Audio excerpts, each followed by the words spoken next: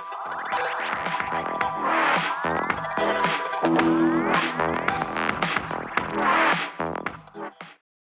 everyone, my name is Siaga Disatoto. Uh, Welcome to Corecast or College Podcast. Here, we will talk about anything related to education, schools, college life, and university.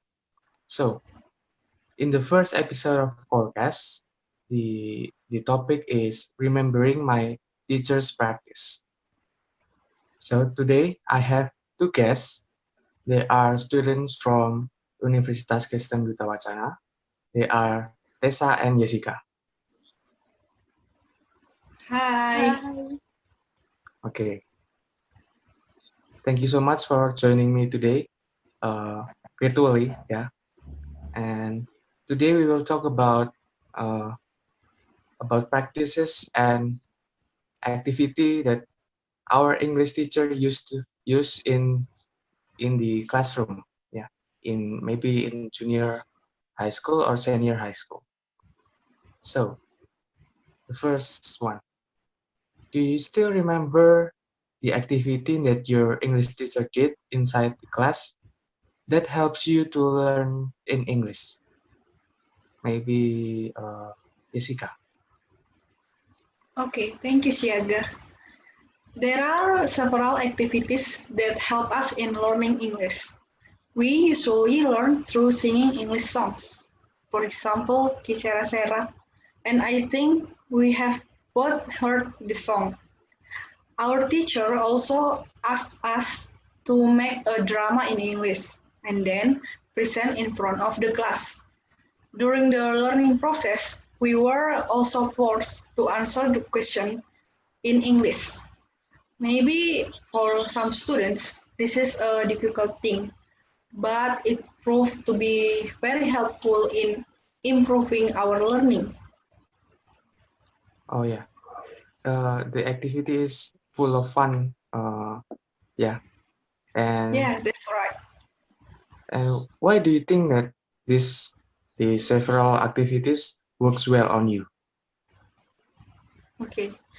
Based in my experience, if students are forced to show courage to speak in English, it will make students get used to it and the teacher will know how to correct the mistakes they see when they have interaction.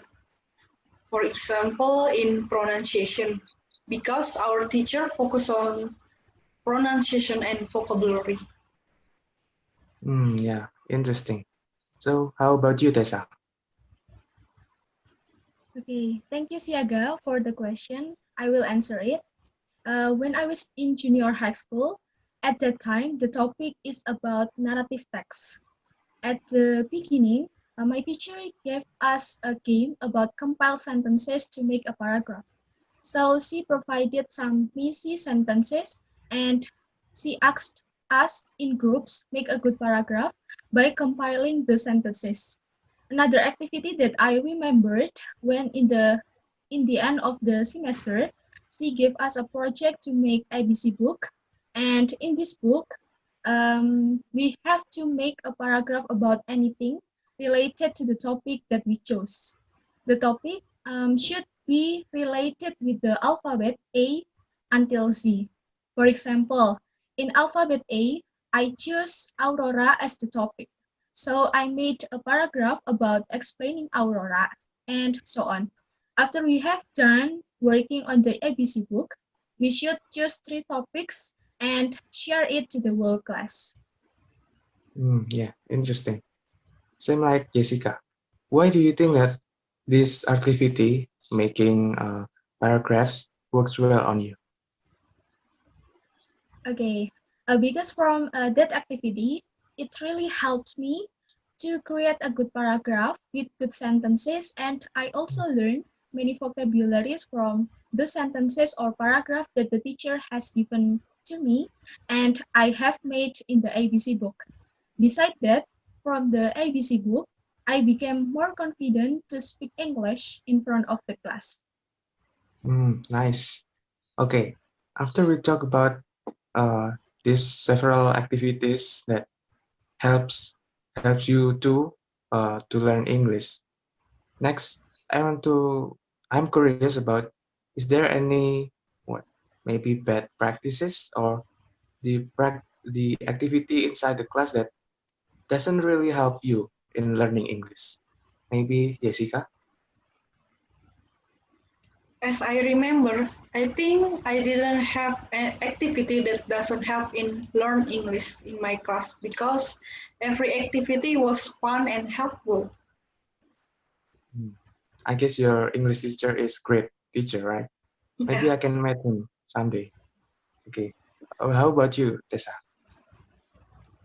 What I have experienced, my teacher explained about tenses, and we have to memorize the formula. For example, in the simple present tense, the formula is a subject plus verb one or verb es or s plus object. I think the way doesn't help me to learn English because I just memorize it. What I need is to practice, not just memorize the formula. Oh, so this is interesting. For Tessa, for you, remembering formulas and verb and tenses, it's not really works well. But I think for me, when I reflect myself in junior high school, uh, I need to, I guess, remember the formula first before I can produce some uh, good sentence, right? Uh, I think in some activity when in my junior high school in English class, uh, when I have to remember anything, I will have a I think I have a good score on that. Yeah, this is interesting. So we have talked about the practice activity or methods that your English teacher use. So based on what you have known about teaching methodologies or teaching uh, like practice inside the class, can you identify the methods that your English teacher used back then? Maybe Tessa. Thank you, Siaga, for the question. So I will answer it.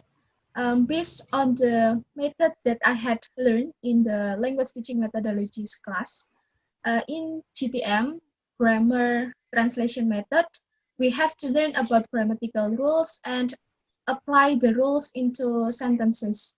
So I reflected to my English teacher in junior high school. I thought that she used GTM, grammar translation method, because she gives some activities in the class such as practice reading comprehension, fill the blanks with word missing, and the activity that memorable for me to learn English is what I have shared previously. Hmm. Okay, Jessica. Okay. Based on my experience in junior high school, our teachers use the PPP teaching method because in junior high school we were not very good at English. So we still needed to be guided and explain about the topics we studied in the class. So in the presentation stage, our teacher will explain the material that we will discuss that day. For example, the topic is about greetings. He will write some example about greetings on the blackboard and explain it to us. And then at the practice stage, we will be asked to work with pairs to practice greetings through the readings in our book. The next stage in production stage, we were asked to make a role play of greetings and we would come to the front of the class to show the result of our discussion. Oh, okay. I know PPP methods, right? Presentation, practice, and production. I guess this method is common in our classroom, right? But also GTM, grammar translation method, right? This these methods also used not just in English, but I think in other foreign language class they use these GTM methods. So wow, we learn a lot today, right? By reflecting our experience when our teacher teach us. I hope the viewers can also reflect and look back, then understand why our teacher use this kind of methods or this kind of practice to teach us. All right. Unfortunately, uh, this is the end of today's Callcast. Please watch next week episode of Callcast. Thank you so much for Jessica and Desa for joining me today in the first episode of Callcast.